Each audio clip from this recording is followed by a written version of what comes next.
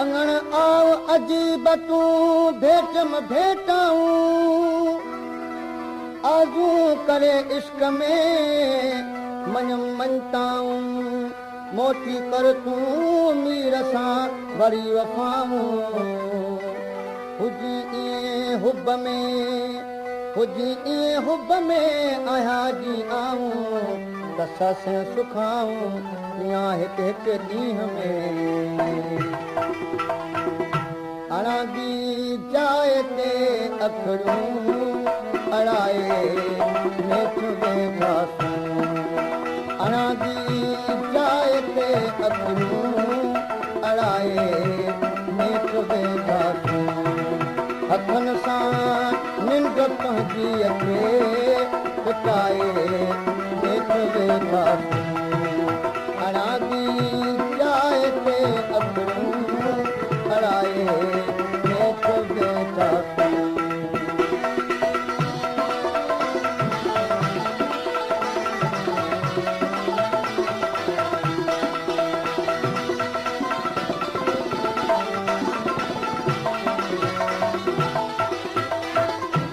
अंगण आव अजीब तूं दिल दर्दन दुखाई चङी नाहे चाह में एॾी अरदाई मोब करी जे मीर ॾांहुं बरण जी वाई त वठां वाधाई वञी सार भेण न को खतरो न को दस्त जिते थी सघो आख़िर न को खतरो न को दस्त जिते थी सघो आख़िर समूरा सूर जी तन में रसाए नेठ वेठासूं अणांगी जाइ ते अखड़ूं अड़ाए नेठ वेठासूं हथनि सां निंड पंहिंजी खे फिटाए नेठ वेठासूं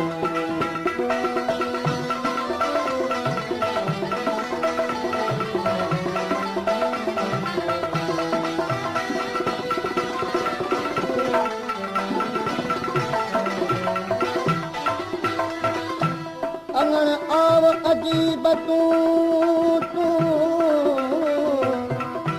अंगण आव अजीब तूं हेरो विझायां फाल गूंदर जी हिकिड़ी घड़ी सम्झा सवे साल मझां अखियुनि मीर जी जर वहनि था जाल कॾहिं हुया की न की अहिड़ा ख़्वाब ख़्याल त हाय हाय अहिड़े हाल जीअण थींदो जग में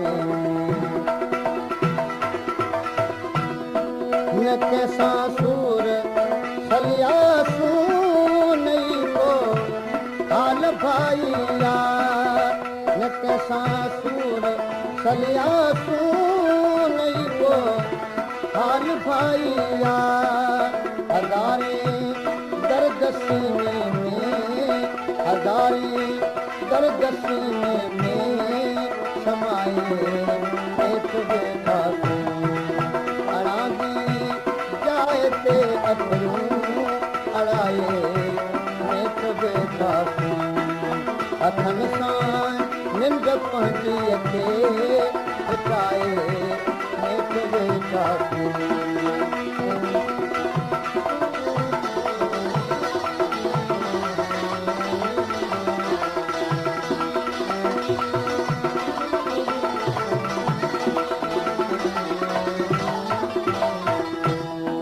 हुते तूं ही दुखी न है हिते मैं बत बचाया मच हुते तूं ही दुखी न है हिते मैं बत बचाया मच अजायो जान पंहिंजी खे अजायो जान पंहिंजी खे जलाए नेठ वेठासूं अणांगी जाइ ते अखड़ूं अड़ाए नेठ वेठासूं हथनि सां पंहिंजीअ खे हिताए नेक वेंदासीं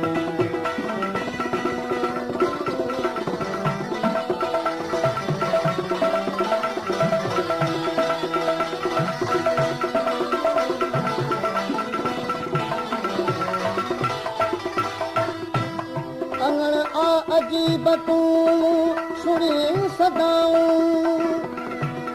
पनारे तुझे पिरी आहा पई आऊं